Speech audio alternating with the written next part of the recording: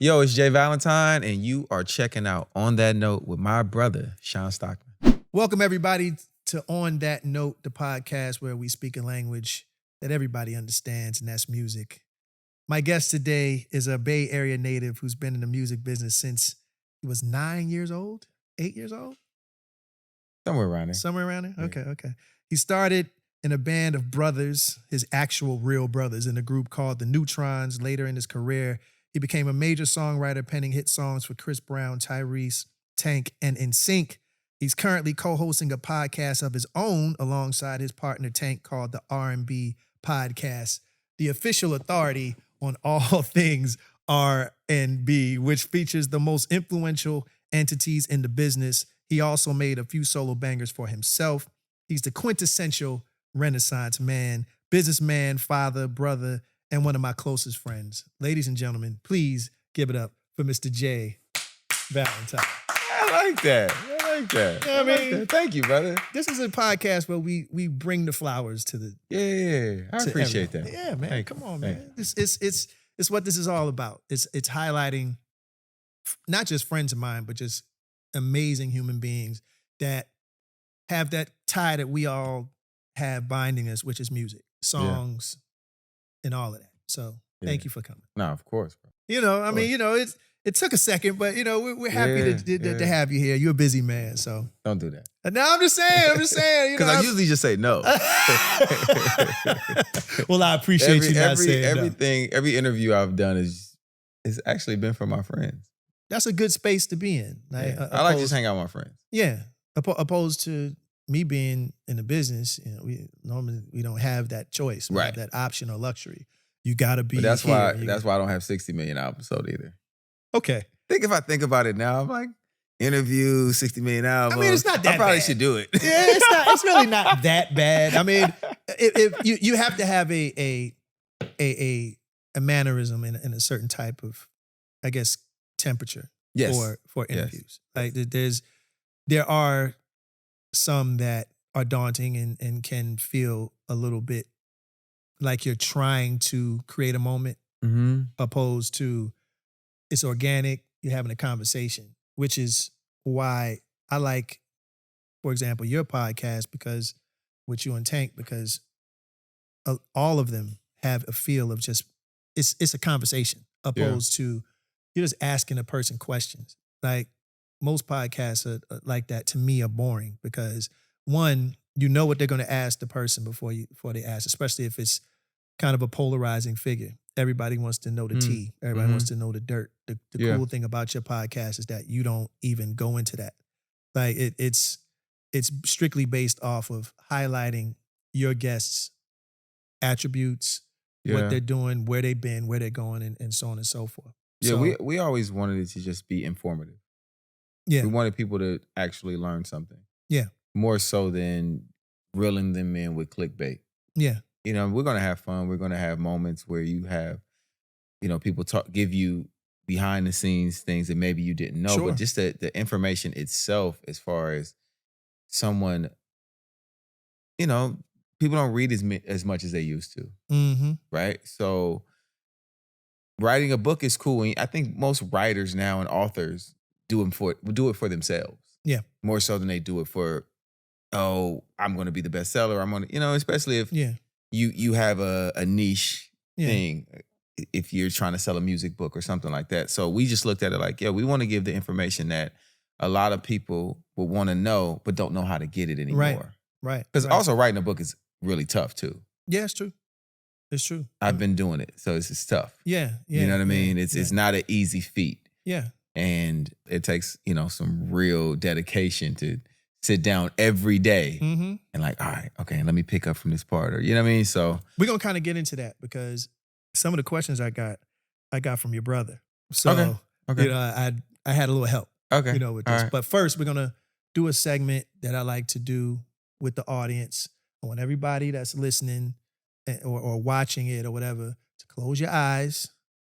Mr. Valentine is gonna take us back. I like to call it, we're gonna go back, way back in the time. All right. Okay. And Jay is going to go back to those days in Fillmore, right? In San Francisco, in the Bay. Uh-huh.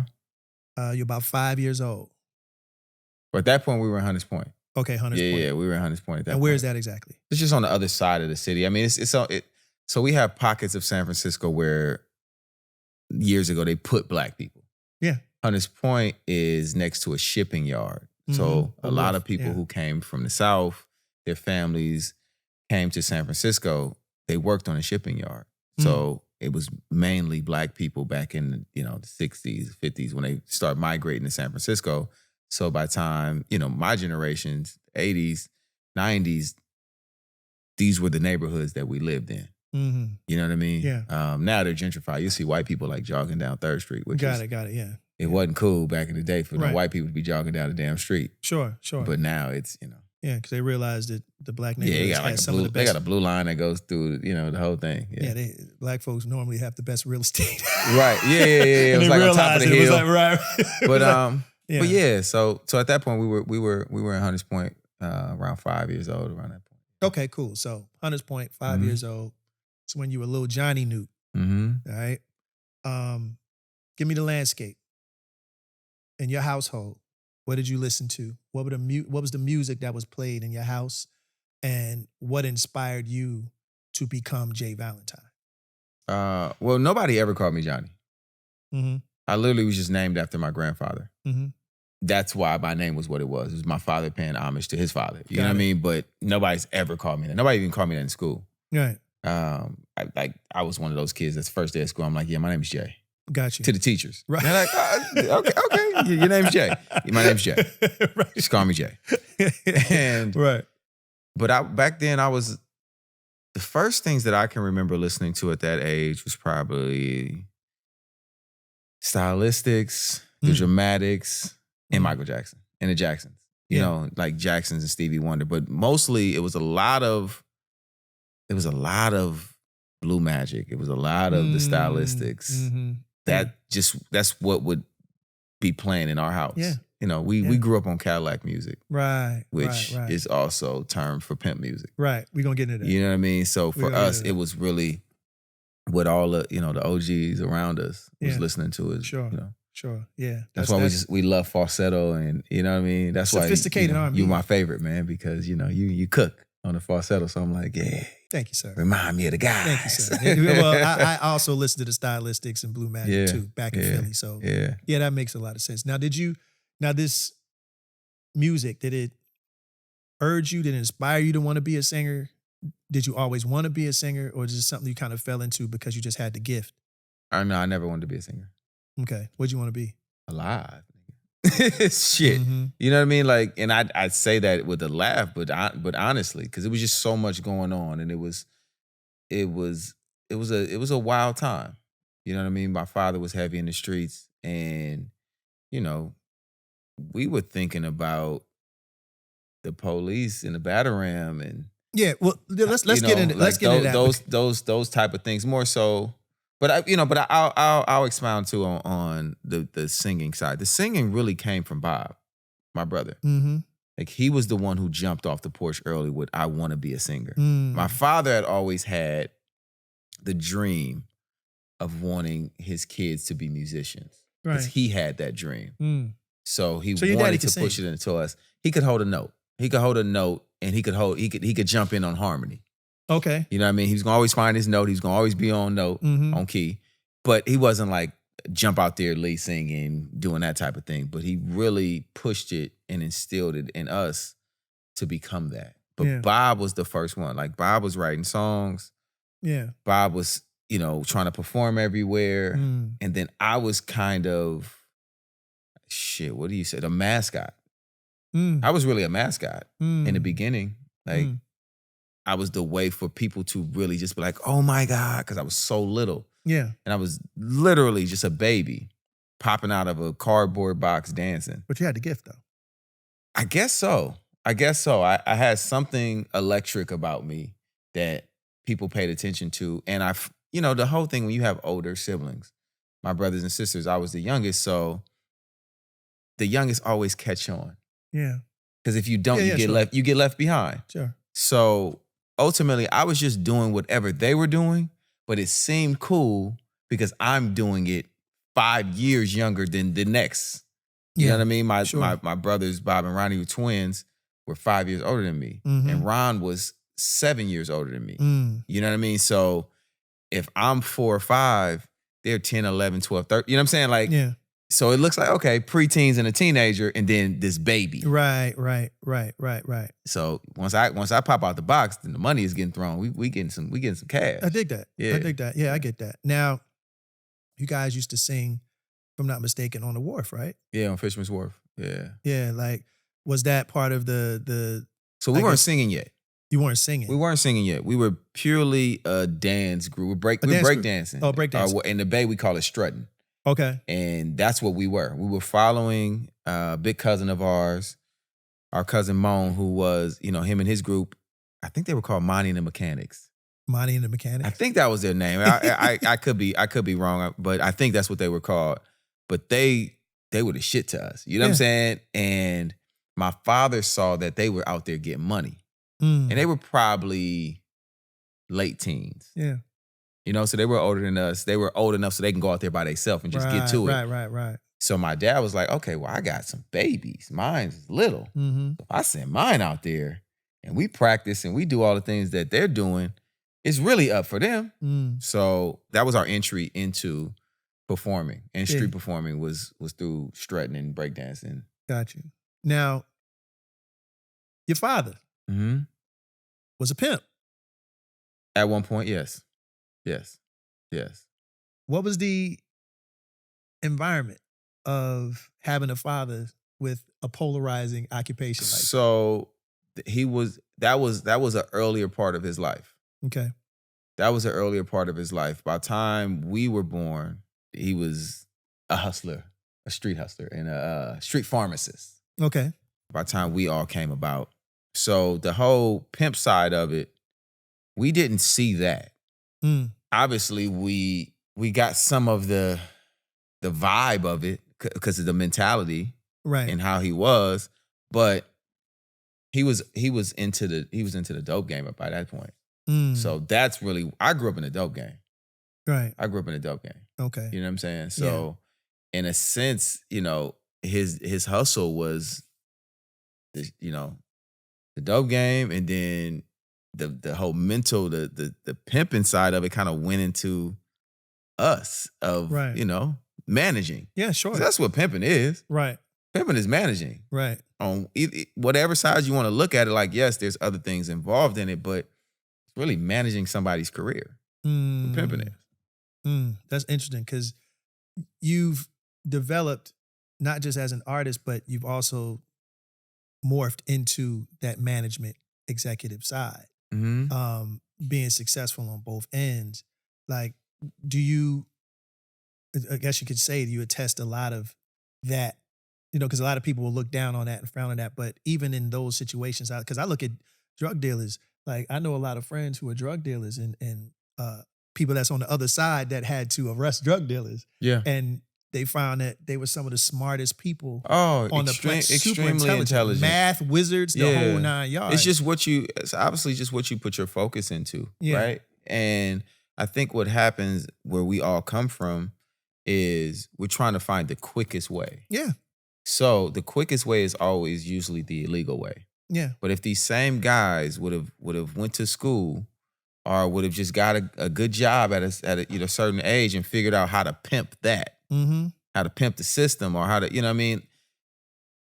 they would have been multimillionaires, maybe billionaires on the other side of it, other than, just making enough money to fight your case eventually. Yeah, well, that's the dichotomy, I guess, of being a Black person, Black man, Black woman, who has a level of intelligence or business acumen or prowess, that you can be the most qualified, but you know how that go. You can you can apply for a job and it just not happen because of the color of your skin. No, for sure. Just like you said, what you said as far as like you just wanting to survive, that's what a lot of our parents who went into that side had to do, just to put food on the table and make ends meet.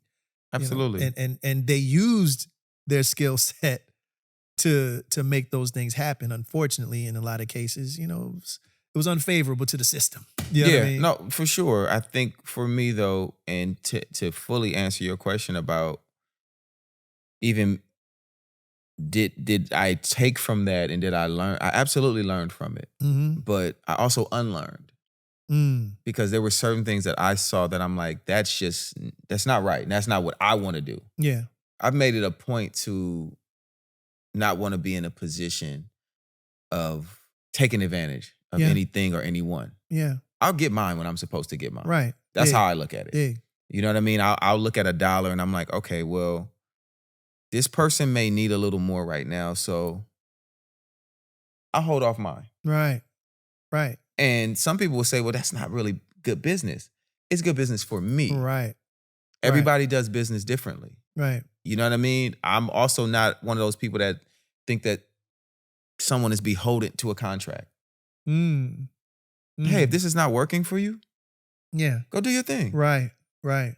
I'm always going to land. Yeah. That's how I look at it. Right. You know what I mean? So I've had, artists that you sign or people that you work with and things that, you've invested money in.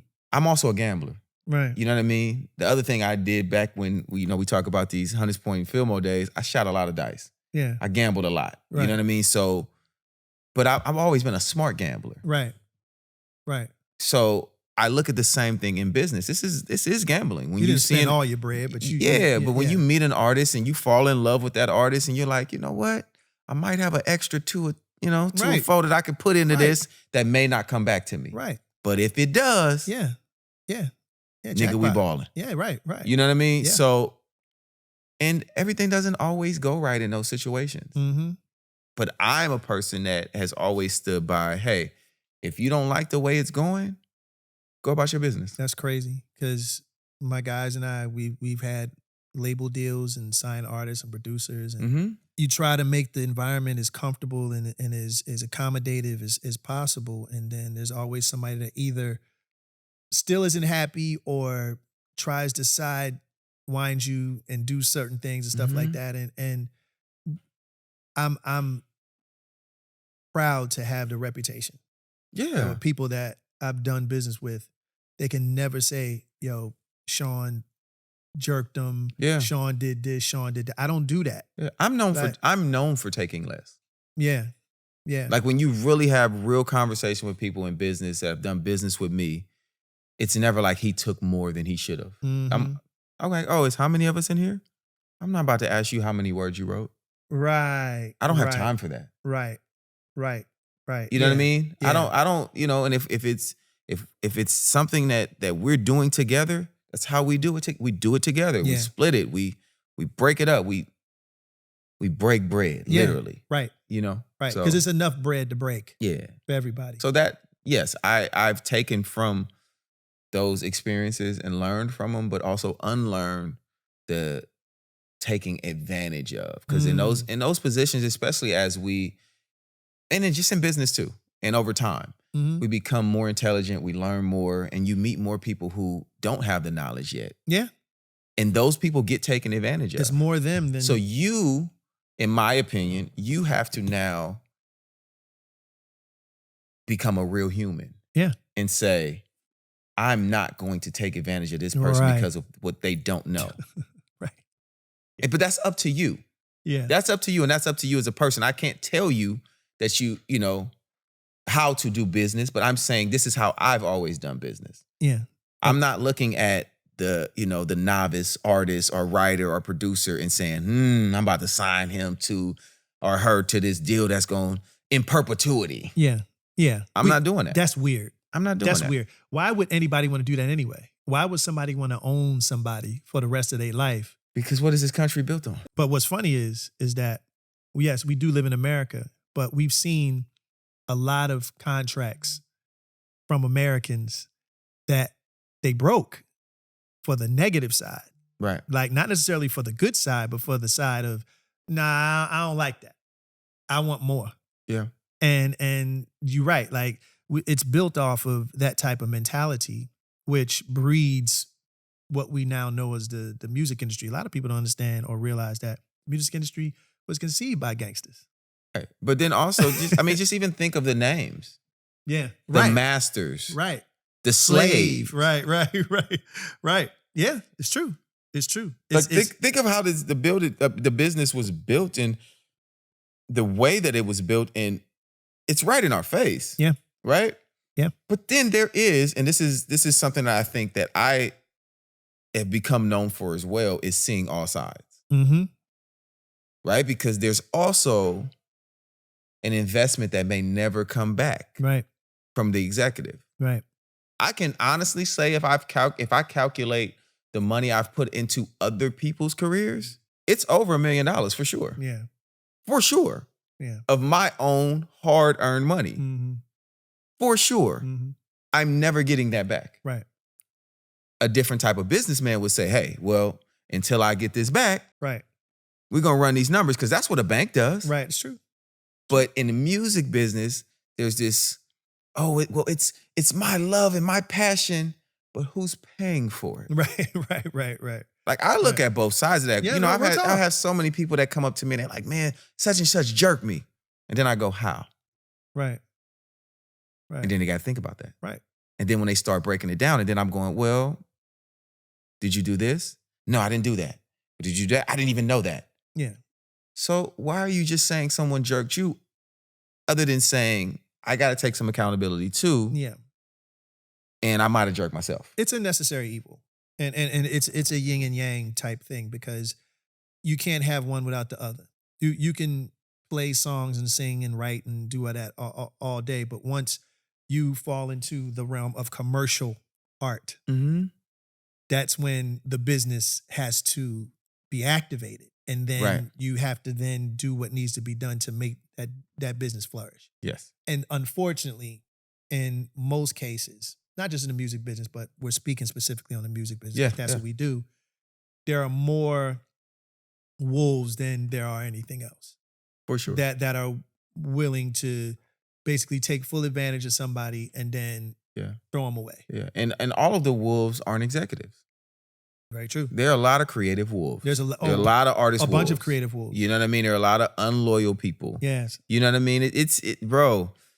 You know, you see things where somebody's talking about an artist was stolen from me or this was that, and you say to yourself, well,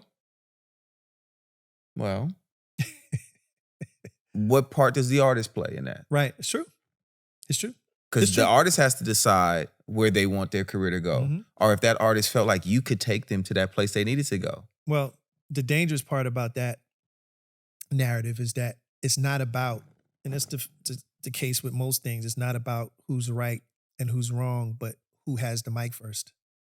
So a lot of times... That's why I started a podcast. Yeah, but no, it's true. and because part of the narrative is spun based off of who has the most hot takes. Yeah. He or she did this. He or she did that. And you said it first. So everybody's like, oh. Yeah. Oh my God. But that's why I'm also very mindful. Yeah. I'm also very mindful of the conversations that we do have on our platform. Because I didn't start it for that. Right. I didn't start it for clickbait. I didn't start it for the bullshit. Once again, we started for it to be informative, to give flowers, to celebrate people, talk about their journeys, and to highlight things. So, you know, there's a responsibility in that as well. I know that you didn't want to be a singer, and you would probably say that your stronger suit is in the behind the scenes, the more executive managerial side. But nonetheless, you are a singer and you have an amazing voice. Thank you, bro. I absolutely consider myself a singer. Okay. And I think people get that confused with me because they're just like, oh, he don't really that. I'm a singer. Right. I absolutely love the fact that I was blessed with a voice. You got a dope voice. You know what I mean? That doesn't mean I have to be a professional singer. Right. And that's the part that gets tricky, especially for the general public when they're just like, well, you ain't using your gift. Why not? I sing at my home. You know what I mean? Like, I sing in the car. Right. You know what I mean? When I'm trying to show my baby girl something, like I'm singing to my daughter or, you know what I mean? Like, I'm singing to my girl or, you know what I mean? Whatever. And like, I'm using my voice. And because you have that voice, you're able to discern what's good and what's not good from an executive managerial side, because no one can tell you that note wasn't off. Right. Because you have that. And I believe I have artist sensibilities. Mm-hmm. Right? Which I feel like, and I've said it before, I feel like it separates me. Yeah. No, you're a rare breed. I've woken up at 4 a.m, had to get dressed, had to get myself together to do an interview at 6 for them to play my song one time. Yeah. And act like they've been listening to it. Yeah. I know how that feels. Yeah. There are not many executives that know how that feels. No, because they've never been there. They've never done it. So when an artist says to me, Jay, I'm tired, I have to say, okay. So how do you want to do this? Because these are your options. Right. We cannot do this radio interview. You cannot do these drops. Yeah. And if you are going to do them, I need you to be more excited. And if you're not going to be excited about doing the drops, let's just not do them. Right.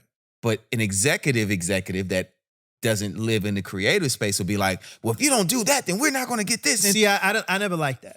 I never liked that because, one, it's demeaning.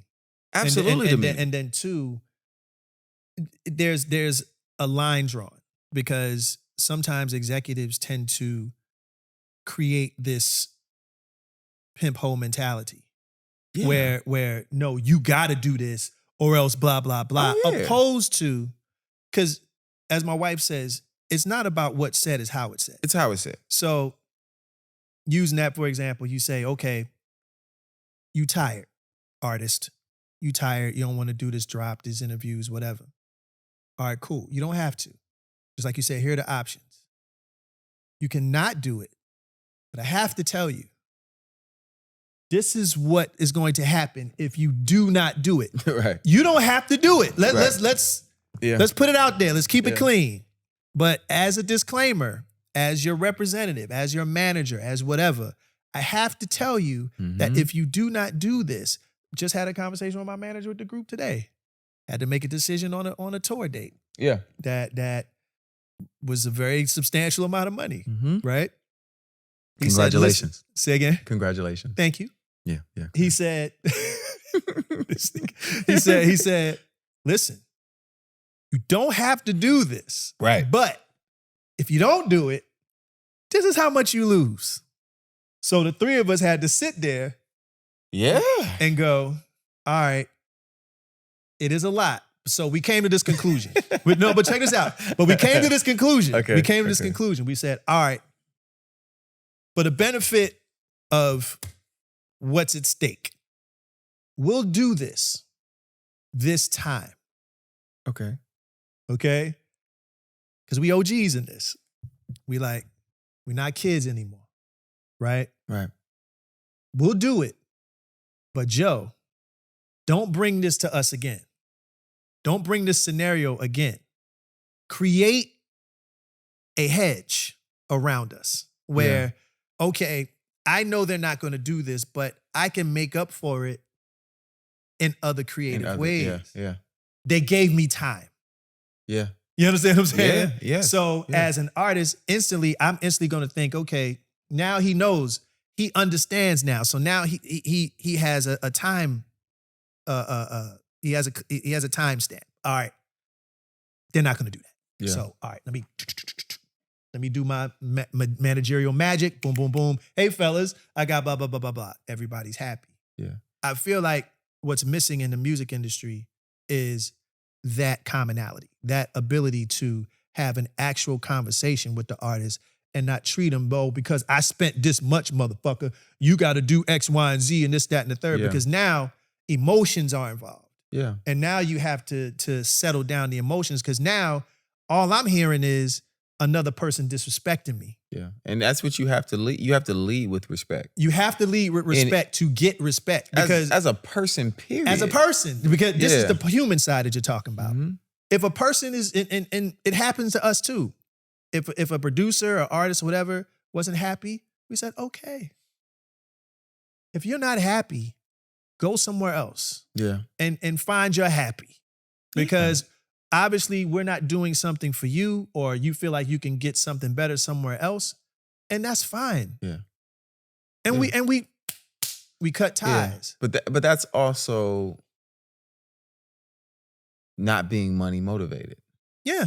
Right? That this is literally about either I just love the success of things, I love to help people, whatever it is that gets you going, right? Like for me, I only do things that feed my soul. If it doesn't make me happy and I'm not smiling, like I smile a lot, bro. I smile a lot throughout my day. Mm-hmm. And the things that I notice that I don't smile about, I stop doing. Yes. And I stop communicating with. Terry Lewis told us, when this music industry stops being fun, quit. Get out of it. Just get out of it. Don't do it no more. That's why my pivot is what it is. You know what I mean? Yeah. And Tank and I talk about it all the time of you can't shop the same demo forever. Right? And we all see people who have done that. And and that can be used in so many ways, you know, that term. But meaning at some point, like for me, I don't pivot about a career pivot. I pivot about happiness pivot. Yeah. Is this thing still making me happy? Yeah. No, listen. Give a man a fish. What's this phrase? Give a man a fish, he'll eat for a day. Teach a man to fish, and he'll eat forever. Yeah. Teach him how to fish. Mm-hmm. You got to understand the caveat with that. When you teach a person how to fish, at first he loses more fish than he catches. Yeah. So it's like that period of trying to throwing a line out, missed it, doing it again, doing it again. You don't know how long. Like you said, trying. Like I listen, I will keep it 100. I be trying shit. Yeah. Right. I don't feel a way about saying that. Yeah. I be trying. I'd never done a podcast. Right. I'd never managed. Yeah. I had never been an A&R at a label. Right. I had never invested my own money to start my own label. Mm-hmm. I be trying shit. Okay. Because I'm also research based. Right. Before I jump, I'm going to look around. I'm going to see what makes sense. Yeah. I'm going to see how it can make sense for me. And I'm going to see how I can fit in that space. You survey the landscape. Absolutely. I think sometimes people be trying shit. And they're just like, I'm just going to try it. I got a couple dollars, nigga. Hey, man, I just signed this artist. Right. Yeah. So you know how the producers you're going to take them to? Right. Do you know anybody at a label? Do you know anybody at a radio station or at a program director or you know any of these things? Yeah. Oh, no. But I signed them because they hot. And I'm about to make them hot. And we about to just go to clubs and buy bottles. Okay. Right. Have fun. Well, it's a lot of them. No. Yeah. But you signed your first major deal in 89. Yeah, 89, 90. Yeah. Was it Silas, Lil Silas? So Lil Silas Jr. was the label head at the time at MCA Records of Black music. Rest in peace, Lil. Rest in peace, Lil. Yeah. And he signed our group when I was 9, maybe turning 10, something like that. Yeah. Who produced y'all music? It was a few different producers. Timmy Gatling. Oh. Alton Wokey Stewart. Wokey Stewart, yeah. They were a team, weren't they? Oh, your dad? My dad. Okay. He was more of an executive producer. Okay. So he was bringing in people. I forgot Gadsden's. It was an OG named Gadsden. I don't know if it was his first or last name. We just called him Gadsden. Mm-hmm. But he was an OG, and I think he used to work with like Barry White. Okay. He did music on us. Our guy, God rest his soul, Kenny Taylor. Jackie Jackson produced. He produced I Want You Back on us. Okay. We redid I Want You Back, 1990. Now, is that the connection? Was that how you connected with Joe? No. So our connection with Joe was through Joe Jackson, by the way. Yeah. But it's only one Joe. It's only one Joe. You know, it's Joe. You know what I mean? He gave birth to to the greats. Yeah, only so the greats. His wife gave birth to the greats, but you know. He did have some help in it. He got out there. He got out there and helped make some greats. He shot and he scored. Yeah, he scored a lot of points. So my father and Joe were connected, from my understanding, through another family friend and one of my father's really close guys in the street, actually, Bubba Hemp, who used to manage Sly Stone. Okay. So he had his hand in the music from the business. Yeah. He's from Vallejo. Okay. Sly Stone is from Vallejo. Yeah, that's right. But Bubba Hemp had a connection into, the Motown and all the OGs rocked with each other, the Daz Band and right. Just the Whispers and all these, everybody that was connected into that space. Mm-hmm. And my dad was a street guy who was very famous in the street. So his name just kind of rang bells. Mm-hmm. So when we come to LA, he knows all the street cats in LA, and the street cats is connected to the music business. And 1 + 1 is 2. Isn't it funny how that's never changed? No, it's never going to change. Like the music industry in the streets. It's never going to change because we all come from the same place. Yeah. Some of us are the talent, some of us are the muscle, some of us are the money. Yeah. But yeah, we all come from the same place ultimately. So Joe, from my understanding, Joe and Bubba Hemp knew each other, and Bub connected those two. Was your dad tough?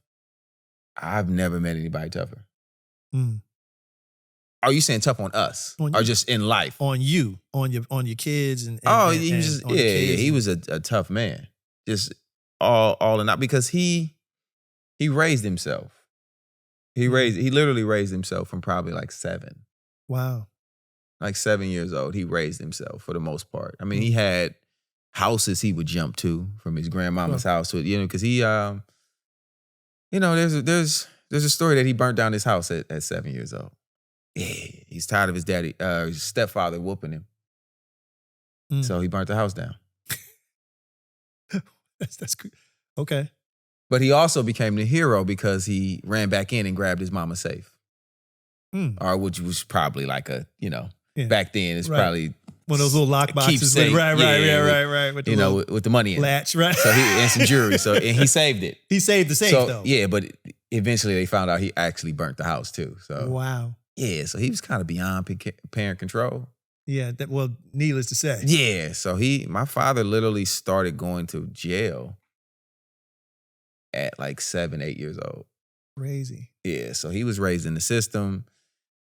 And then he was raised by women who loved him really early. And they put him in the game. Yeah. They put him in the game. And that's how he got in that space initially. Yeah.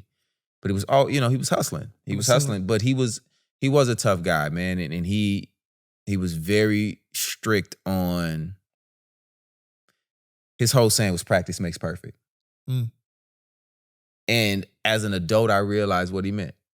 If you do something over and over and over and over, you're going to get good at it. It's now you hear the whole, oh yeah, you got to put in your 10,000 hours.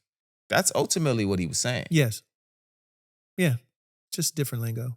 Different lingo. And it kept us out of the streets as much as it could. Yeah. You know what I mean? So that's another reason why he was really tough on us, because he knew what was surrounding us. Yeah. He knew what the Bay Area was, because he had experienced it and he had been a part of it at that, in that level, and how wicked it was coming up at that time, that he was making us practice really to stay out of the bullshit. Yeah. And obviously to get better too. But sure. But no, he was tough on us, man. He was tough on us. Speaking of that, you lost one of your brothers. Mm-hmm. Mm-hmm. How did that affect the rest of the family? And well, first off, if you don't mind, how did your brother pass? He ended up being shot robbing a liquor store. This was actually during the time we had our record deal. We had things going, but at the time my father was back in prison. So it was a little more lenient around the house, and he was just, he got caught up. He got caught up in some street shit, and they were robbing a liquor store, and he ended up getting shot, him and his best friend. And what year was this, Jay? In 91. 91. I remember, because Motown and MCA at that time were all connected. Yeah. We were all, affiliated. Yeah. And there were moments where we would go on 6100 Sunset, go upstairs, and they'd always have like a bunch of records. Yeah. And everything, and that we could take and for free. Yeah. And you remember all of that? All the promo stuff. Yes. And I remember seeing the Neutrons single cover, My Heart Beats For You. Mm-hmm. I was like, who are these guys? Right. You know what I'm saying? Like, and coincidentally, I saw you, I think that weekend on Soul Train. Oh, wow. After you had seen the cover. The cover. Okay. And y'all on Soul Train. Yeah. Mm-hmm. Y'all was hitting it. Yeah. Yeah, we didn't miss no steps. No. We did not miss That's the one steps. thing I remember. It was the three of them. Yeah. And like y'all were hitting it. And I was like, yo, never heard the song. Right. Or anything like that, but saw that and was like, yo, these boys are going to blow. Yeah. Like, I mean, we were projected. Yeah. You know what I mean? We were definitely projected. I mean, we had all the right ingredients. Yeah. Even from the standpoint of between my father and Brooke Payne. Yes. Like Brooke Payne was a drill sergeant. You know this. Yes. Yes. He taught Shaw as well. Yeah. Along with Boys to Men. I mean, along with New Edition. And along, you know what I'm saying? Like, Brooke Payne is the guy. Yeah. So we were a part of that. Yeah. That was something that was also put into the pot to say, hey, we're going to bring all these things together to make these kids work. Mm-hmm. Lil Silas was on a run. Yeah, he was. He was on a run. Every time you saw when Bobby Brown was thanking something, he was like, in Lil Silas Jr. Yeah, that's right. You know what I mean? Yeah. So we had all of the things that we needed, but what do you think happened? Our father was in a rush. He was in a rush, right? Mm-hmm. Because he was an escaped convict at the time when we got our record deal. Mm. So, you know, that made it where he was really up against time. And then once he went back to jail, it was like, okay, we got to figure it out. Yeah. We got to figure it out. We got to try to put management with these guys. And you know what I mean? It was that shift in the career. And And our father was absolutely the head of our household. Yeah. So now my brother and, you know, there was also things that happened within the label where they, for amount of time, they cut our money off. Right. Yeah, so sure. My brother, in a sense, when I look back on it now, kind of went into survival mode. Yeah. Yeah. But he didn't have to. Yeah, yeah. Per se. Course. That's always the case. You know, just looking at it now as an adult, I'm like, damn, I just wish somebody could have told him that wasn't the way. Yeah. Of course. But, you know, it's part of the story, man. And it's something that, you know, is a tough part of the story, but that we've had to learn how to deal with and learn how to cope with. I loved your daddy. Like, it's just the few times I hung out with him and met him and everything. And for those of you who don't know, I've known Jay for over 20 years.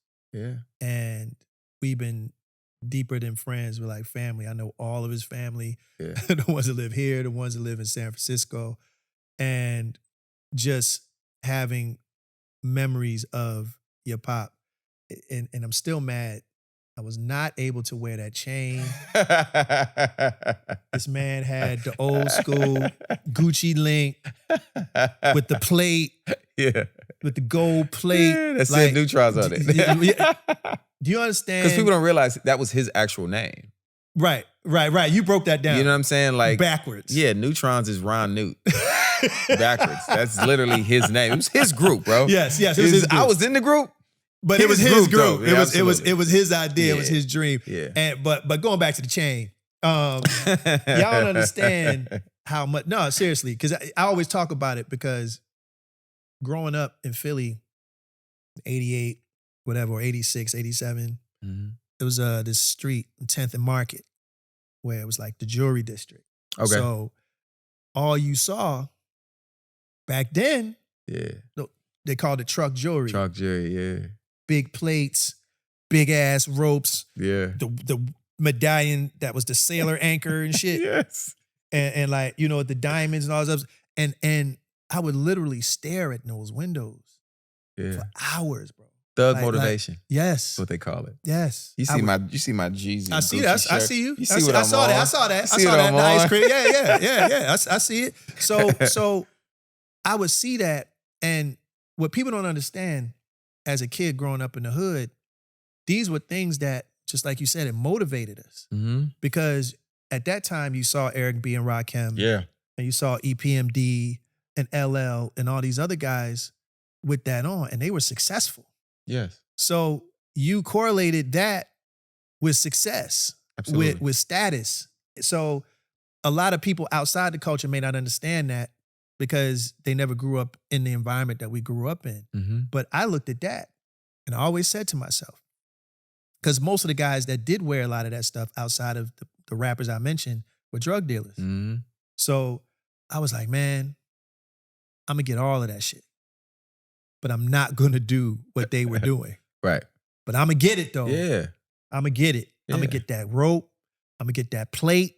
I'm going to get that Benz. I'm going to get that phone. I'm going to get all of that because that was success to me. Yeah. And again, when I saw your dad's chain and plate. It took you back. It took me back. So it was more or less, not just as a jokey joke, but it was more or less, man, I want to wear that. Because to me, that symbolized success. That symbolized a status that when if I put that on, it made me feel like 88. Yeah. It made me feel like when that time was all about the dookie rope and the plate with all that. I was a big Slick Rick fan. I was, you know what I mean? Like that's all he did was wear the big ass chains with the medallions and whatnot. Like that was fly to me. I was into the fly rapper niggas, the ones like Heavy D to me was fly. Super fly. You know what I'm saying? Like Slick Rick was fly. Mm-hmm. You know what I'm saying? Whenever you got a rap song where he's making cleanliness sound cool. You know what I'm saying? Like I hop a bubble, have the bubble bath, clean. Yeah, clean. Dry was my body and hair. Yeah. I threw on the brand new Gucci underwear for all the girls I might take home. Like I listened to that shit and I was like, yeah. I want baby powder and to smell good. I got cream socks and the Kango. Like that was fly to me. Yeah. So again, your father's chain. Right. In my eyes and in my crazy brain, when I saw that, was like, yo, I gotta wear it. I gotta have it. Yeah. Please let me wear that. And I bugged your daddy. He's like, I got you, boy, I got you. You know what I'm saying? He's always moving fast. Yeah. He's always moving fast. Yeah. And then he started talking to me about, a project he wanted to get popping. Yeah, so I got Boys to Men. Right.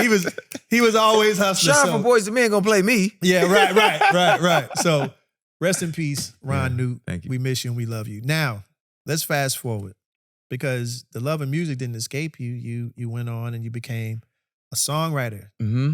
And behind the scenes, you wrote with the Underdogs. Yes. What was that energy like? Who was there? Because from what I remember, there was a lot of folks there. So in the beginning, it was Damon, Harvey, and myself. I mean, in the beginning, it was really just me and Damon. And Damon ended up stealing Harvey from Roddy Jerkins. Or you can't steal anyone. Yeah, you can't steal anybody. But he came to play basketball with us one day, and then the next day, we was talking about doing a production team together. Okay. That's how we met Harvey. And okay. So you're saying you were a part of the original Underdogs? Yeah. I made up the name. Okay. Yeah. That's not a secret. I mean, it may be outside of the industry, but it's not. Yeah, a lot of people may not have known that. Yeah. Okay. So it was us three in the beginning. Okay. It was us three in the beginning. And, I learned from it. And I really realized what sweat equity was. Right. Very early. Right. Because I didn't have the same type of equity they had because they were paying for all these things to be done. They were paying, we were working out of Damon's house over in Northridge. It's this community over there called Running Springs. That's where it got started at. That house and, literally us sitting in claim jumpers, where it used to be claim jumpers over off Tampa, and having dinner talking about what we're going to name it. What we're going to name the team and, what was the plans. What were the first songs? I Like Them Girls. That was your first song? First song. For Tyrese? First Underdog record. We had one song, and then we wrote maybe like two more initially. But that first song created a wave throughout the industry very fast because at that time, what LaShawn, who became a really dear friend of mine, was writing was different from what I was writing. Because we come from two different backgrounds. Mm-hmm. So what he wrote on the Dark Child side was different than what I was writing. Like Right. you listen to I Like Them Girls and I'm talking about parking lot pimping. Right. You know what I mean? These were Right. church guys. They wasn't gonna be writing about that or singing uh-huh. about that. So my version of it just had a little more edge, but we had the same sounds because Right. Harvey brought the Dark Child sounds with him. Right. So Right. If you listen to the first Underdog record, it sounds like a Dark Child record. Sure. You know what I'm saying? Yeah. It had that bounce. And Harvey was, he understood the vocal production side of it, of how the sound, the sonically. And then Damon was so good with his track sonics. Yeah, he's like crazy. His tracks and it just be knocking. And now that he had those sounds and all these things were coming together, like literally, bro, I probably lost count of how many people wanted I Like Them Girls. That one record. Like people were going crazy over that one song. It sold like 3 times. It's a dope record. I love that record. Yeah. I love that record. Yeah. I'm glad it ended up on Tyrese. Tyrese, it worked for him. Yeah. You know what I mean? It did. It was a dope record. The visuals was fly. Now, you worked with Babyface too, right? Yes. What songs did you work with him on? So with Babyface, Kevon Edmonds, his brother, my guy who I love. The solo record that he did? Yes. Okay. Great album. I can't think of the name of the song right now. It's just, it wasn't 24/7, was it? No, not 24/7. That was the title of the album and like the lead single. The lead single, yeah. What song? I would have to look at the credits, bro. Okay. No, yeah. Mm-hmm. But literally, that was one of the first songs that I wrote when I got to LA. Because that was way before the Underdogs. That was a year or 2. Really? Okay. Yeah, the Underdogs wasn't started then. Okay. There was no Underdogs yet when we did Kevon. Because we did Kevon. My first 2 placements were Coco from SWV. Her song was So Hard to Say Goodbye. That I initially wrote for Shanice Wilson. Okay. And it ended up going on Coco. Okay. And the Kevon song was for him. And that was something that, Kenny ended up jumping on and finishing for us. You co-wrote this Fast Forward. Mm-hmm. Co-wrote that Tank smash When We, right? 17. Bro, Tank is special, man. And he called me and he had the idea. Yeah, because I was gonna ask you that. Who came up with the idea? Him. Of we gonna talk about fucking him, but it was so wild because he was unsure. Yeah. Because it was that. It went number 1. But the thing about it is that song was really the child of another song called Fucking With Me. Oh, right. That really is in the streets. It might actually be bigger than When We in the streets. But this record was not released as a single. Yeah. It was an album cut. It was on them deep cut records that just a lot of strip club DJs and a lot of the hood just took to. Right. That he don't really sing album cuts, but he has to sing Fucking With Me. Yeah. You know what I'm saying? He has to sing Fucking With Me. Yeah. But When We came about really because we didn't fight for Fucking With Me. Because it was so aggressive and what was being said on the song and the title of the song, we like, I can't really be a single, even though this is the greatest song on this project. Would you consider When We passive aggressive? There's nothing. No. I think When We though we were ready to fight for it. It's the best way I can put it. Tank and I went to New York and we sat in the office with Julie Greenwald and Mike Kaiser and Juliet Jones and Joy Brown and Marsha. We literally had the whole label. Craig Cowman, Ron Stewart, Kevin Holiday. Like we had everybody in the room. I would think Craig would get it because he seems like he's a music guy. No. And it wasn't even about getting it. It wasn't about getting it. It was like, what the fuck? Right. Yeah. Yeah. I mean, hey guys. Yeah. As they're saying it to me and Tank, hey guys, what are we supposed to do with this? And we in there like 2 badass kids. Right. this is the greatest shit ever. This shit gonna be amazing. Hey, oh man, this gonna be cracking. Right. And I just remember Juliet being like, you two niggas are fucking nasty. And I'm like, yeah, but everybody else is too. Right, everybody. Right? Apparently, we're number one. And we're like, he's singing this about his woman. He's not even singing about being like a playboy. Right. When We is not a playboy song. No, it's not. Right? If you you really listen to the lyrics, he's asking for permission. And it's, 100%. you know what I mean? There's some subtleness to it a little bit. Right? And let's be honest, folks. Y'all asses know how y'all get down in the bedroom. Yeah, man. Stop playing. Stop acting like y'all put on gospel music. But it was tough though, right?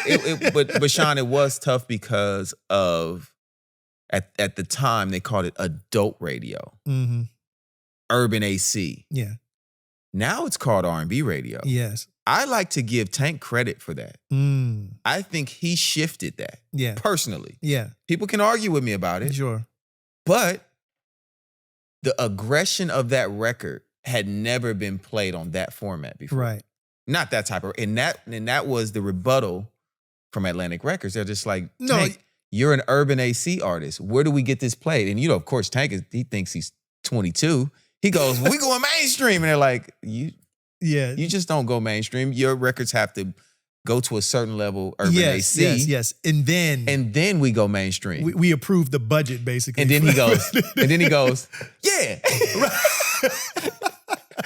No, but you know what? I can give Tank that, because before then, it was always like sexual songs like that was always kind of nuanced. Yeah. Like I mean, I would say that as for this conversation, this analogy, "Freak Me" by Silk or "Feeling on Your Booty" by They weren't playing it on Urban AC. That's true. That is true. They weren't playing it on Urban AC.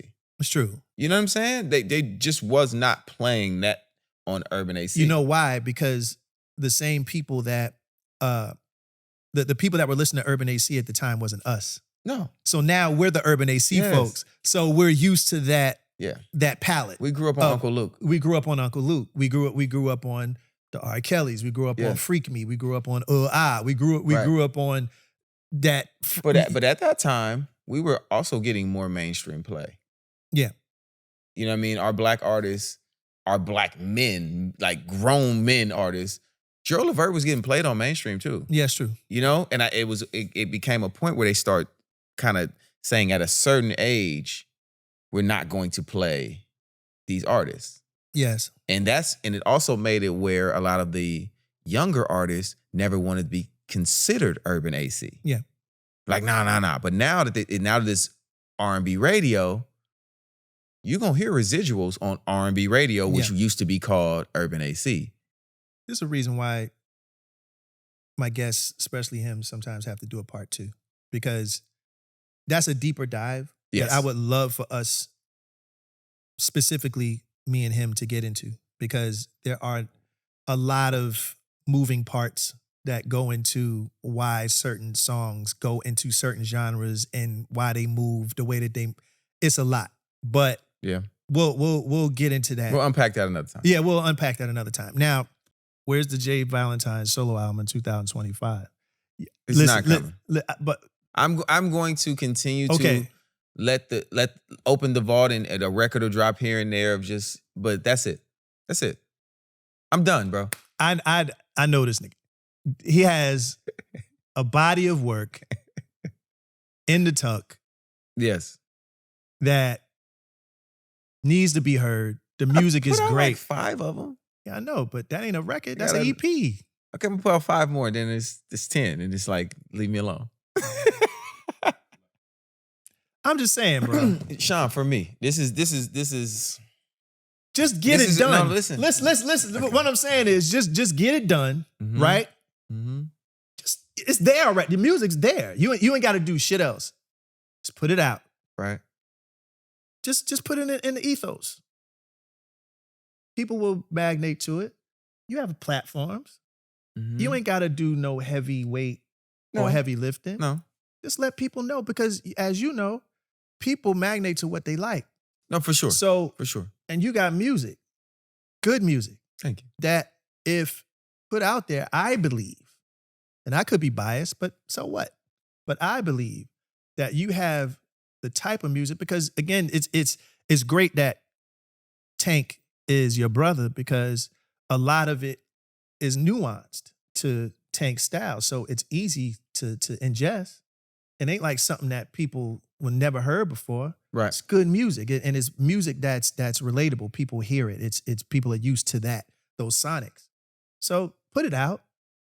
Let people know it exists. He ain't listened to. Like put it out. My head of marketing. Let people Have know. Have you guys met Sean Stockman? Let people. The head of Valentine marketing. Listen. I just pitched some shit to Afion. Like my thing is, like, my man, I'm all about seeing my friends be the best that they can be. And yeah, I know you might have left it alone, but I believe that there's a talent that you've always had that, if given the opportunity for it to be seen in the right manner, in the right way, because a lot of times it's all about timing. It's about timing. Like, listen, man. Like he think I'm joking. Come on, man. I don't think you're joking. I just think it's funny. Well, why? It's too different, you know? Why is it funny? Because it's just not where my mind is. That's it's not, and it's not where, because the one thing I'm never going to do is cheat the game. We didn't want to do In the Still of the Night.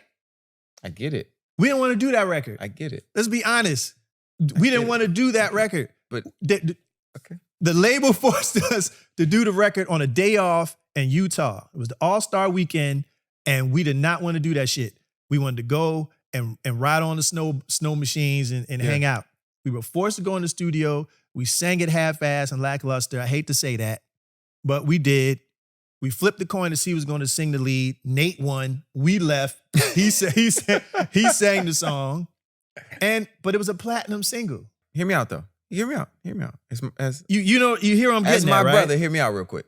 Hear me out. Okay. The juice ain't worth the squeeze for me, because I'm not going to do the things, and I know that about me. I ain't going on the road. Don't. No, listen. Don't, Jay. I'm not doing no interviews. Don't. I'm not performing. Unless it's the On That Note podcast. Hey, bro, the look at the camera, I like it. That was really good. But no, honestly, bro, I'm not about to cheat the game, and I'm not about to get in the way. This is the dope thing about the industry now. You don't have to do any of those things. Yeah, but if I'm going to do it, I'm going to do it. Okay. I'm not, fine. Because we go back to not even about overachieving. We go back to practice makes perfect, right? Yeah. So I am not about to half-ass that space. Somebody else who really wants that space, I'm not about to get in the way of that. You can choose to be their fan for their music. I'm not taking away from nobody else. Listen, I have other things that I want to do. And getting on somebody's stage, I'll tell you that I've never said this publicly. This happened Valentine's Day. Valentine's Day every year, I just get barraged with bags. Come perform. I always say a number that I know they're not going to give me.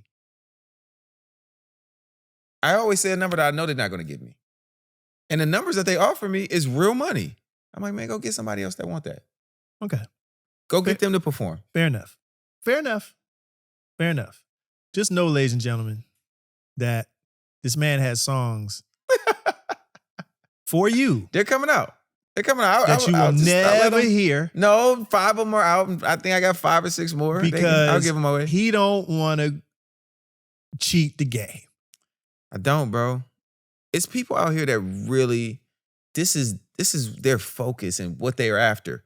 I'm not after that. I'm in another space mentally. You don't have to be, Jay. Just look at it as a contribution. Pivot. It's a contribution. Just say, hey, I want to put something out for people to just make I'm gonna feel do that. good. No, I'm gonna do that though. I am gonna do that. That's all I'm saying. I am gonna do that. I'm gonna and I don't know when, because some days I wake up and I'm like, I should just put that record out, right. And I do it. That's how these things have flown. But I'm probably never doing another video. Okay, wasting my money and my time. I'm not gonna do that again. But as far as uploading the songs, yeah, I could do that. since you're a songwriter, Mm-hmm. let me ask you something different. Okay. Top 5 songs that you wish you wrote. End of the road. Okay. Shit. Okay. All right. Let's get it on. Purple Rain. Where Will You Go? Babyface. Babyface. Yeah, sure. Oh my God. Yeah. And just because it's on my mind right now, Part-Time Lover, Stevie Wonder. Hey, because great record. No, it's an amazing, but it's on my mind right now. It's obviously not one of my top 5 that I wish I would have wrote, but it's on my mind because I've been really diving into the lyrics and I'm like, yo, Stevie Wonder, you're a wild boy. You're a wild boy. But honestly, Pony Genuine. Hell yeah. Pony Genuine. I wish I wrote that. Man. I remember I talked to Static about it. I'm like, bro. Rest in peace, Static. Oh, it was my guy. Yeah. And I was like, bro, what the fuck? He like, down here, we from Kentucky. That's right, Kentucky's we riding finest. horses. You know what I mean? We barbecue. Lexington, we smoke Louisville. good. And nigga, I wrote it about a horse. And I'm like, yeah, I get it. He's like, yeah, but just listen to the lyrics. And I'm like, oh shit. Yeah. Oh, you really got into it. Static was the shit. Static was amazing. Okay. Cool. Brings me to my next top 5. Mm-hmm. That'll be it for the top 5s. Okay. Top 5 songwriters. Earl Lilly. Earl Lilly. Give us an example. You Don't Know My Name. Okay. Unpredictable. Braid My Hair. Jonte Austin. Shout out to Jonte. Mariah One Usher. Of my favorite too. Yes, sir. Yes, sir. Yes. Yeah. Tyrese. On and on. Yeah. On and on. We could be here for another 3 hours. James Fauntleroy. James is crazy as a mother. I love him. James Fauntleroy. Yeah. Diane Warren. Yes. And Babyface. And Jimmy and Terry do everything. They do. So they do. They're just kings of kings to me. And, they're just at a they're my number one. Very, very high level. They're my number one. Of everything, right? They're my number one. I look at Jimmy and Terry the same way people look at Prince and Stevie Wonder. Mm-hmm. Where me too. Prince and Stevie Wonder never get mentioned as far as writing and producing. They only get mentioned as their great artistry because they're so great at it. They're polarizing. Right? Yeah. So you don't, when you say greatest producers, you never say, well, Stevie Wonder. Yeah. Prince. Yeah. I feel like Jimmy Jam and Terry Lewis are in that stratosphere of creative. They're two of the greatest that's ever done it. Ever done it. Creatives. Yes. You know what I'm saying? Yes. So. Yes. Okay. All right, well, that answers my other top 5. I was going to sneak another top 5. What, the producers? Yeah, producers, LA and Babyface, Jimmy Jam and Terry Lewis, Teddy Riley. You got the same list I got. R. Kelly. For sure. But R. Kelly also falls into that space with the writing and the producing. Yeah, he did it all. R. Kelly and 5 producer, Dr. Dre. Okay. Dr. Dre. Yeah, he doesn't, for some reason, at least in the R&B space, he's not mentioned a lot. But he made a lot of R&B joints that were crazy. Like Nicety and Something in My Heart. And, like he started off as a, Yeah. Boy, you turn off the lights. I mean, but, and then another guy who's does everything at a high level and is great, Jermaine Dupri. Jermaine Dupri is amazing. Songwriting Hall of Fame. He gets slept on. I don't know why. I know why. Because he's from a place that nobody else was from at first. He's from Atlanta. Mm-hmm. And he don't kick and scream about it. No, he doesn't. He don't kick and scream about it, so it gets overlooked. Energy. You know what I'm saying? Like, it's tough. And I know we always put people under the pressure of giving their top 5s of things. Yeah, even when I did my episode on our podcast, I did top 45,000 people. So there's so many people that I just have so much respect for in this game. Mm-hmm. The other thing I want to say while I'm here too is that I respect anybody who's had a hit. That's hard. It's hard to do. Bro. It's hard to do. A hit record? A hit record is hard to do. As a writer, as a producer, as an artist, any of those things. Yeah. If you have had a hit record, you've played in the NBA. You've played in our NBA. 100%. Right? You touched the wood. Yes. Pause. Yeah, right. Pause. Right? Whatever. I don't know. I'm grown. I was about to say I'm grown too. The young nigga said, we too old for that shit. I got a 17-year-old in the house. He be saying Paul, so I say it every now and then. I feel you, but we beyond that. We too old for that literally, if you know, if you got a, if you have a hit record in music, you're really in the game. It's true. You're in the game. You're part of this shit. You know what I'm saying? And not saying to people who haven't had hit records, but like if you had a hit, because it's so hard to get a hit record. It's not easy. It's not an easy feat. And it's subjective. Extremely. And it's like, I don't know if Cooley High Harmony works on anybody but y'all. Right. When I listen to those records, I don't know if any other artist comes out and that record works for them. And I'm not being pretentious, but you're right.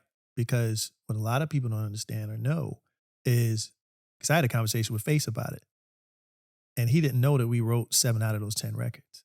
I knew that. We wrote those songs. I knew that. Like a lot of people don't know that. Yeah. Though. A lot of people credit, and all good, to End of the Road and It's Hard to Say Goodbye to Yesterday. And people don't know that I co-wrote Motownphilly. Right. Like I wrote that. And, you know just, like if we look at that record, that is just not a normal song. Y'all had a hit record about introducing yourself. Yes. It's Hi, My Name Is. Yes. Right. Before Hi, My Name Is. Yes. Right. Motownphilly is Hi, My Name Is. Yes, it is.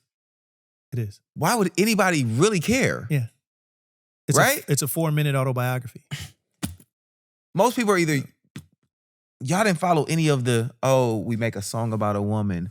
We compare her to Candy. Or we, you know what I mean? These, as a songwriter, we think about these things. Yeah. As we're writing, they're going to like it because this and that. No, we're going to put out a song as our first song about us. A group that nobody knows about. Yeah. And we're going to introduce ourselves and the world's going to sing it. Yeah. Motownphilly's back again? Nigga, what? Where was y'all at? Because honestly, the Motown sound and the Philly sound are two different things. Right. So what are y'all even talking about being back again? Well, the concept. Tell me what it is. The concept behind that. Now you're on the podcast. Right. Well, the concept behind Motownphilly, which was created by Michael Bivens. Shout out to Who's Biv, not from either Detroit Motown or Philly. Philadelphia. Go ahead. Yes. But he recognized the great. Yeah. Michael Bivens. For sure. But he recognized what was happening. One thing that Biv was great at was he understood the moment. Yeah. That was happening. Like he was great at that shit. He found some guys from Philadelphia that was signed to Motown. To Motown Records. Right.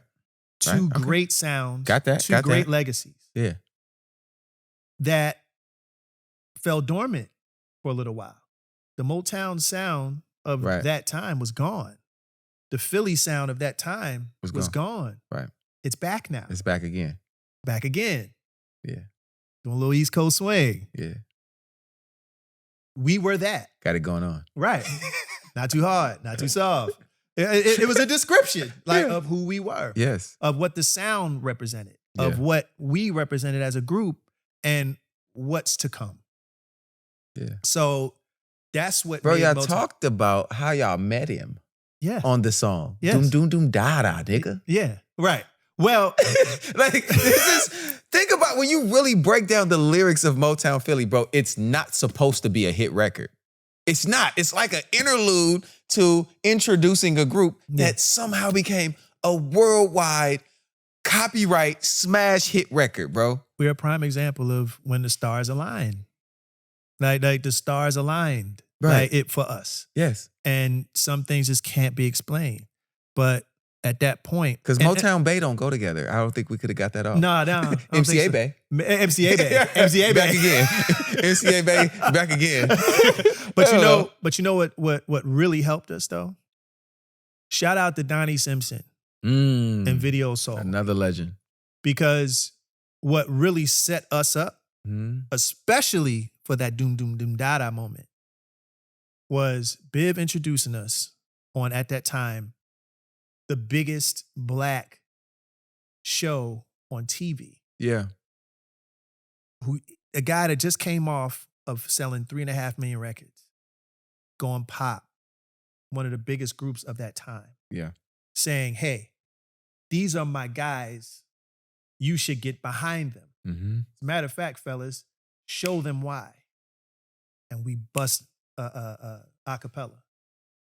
When I talk to friends and people that saw that, like kids my age, he said people was like this. It's stained in their mind. Yeah.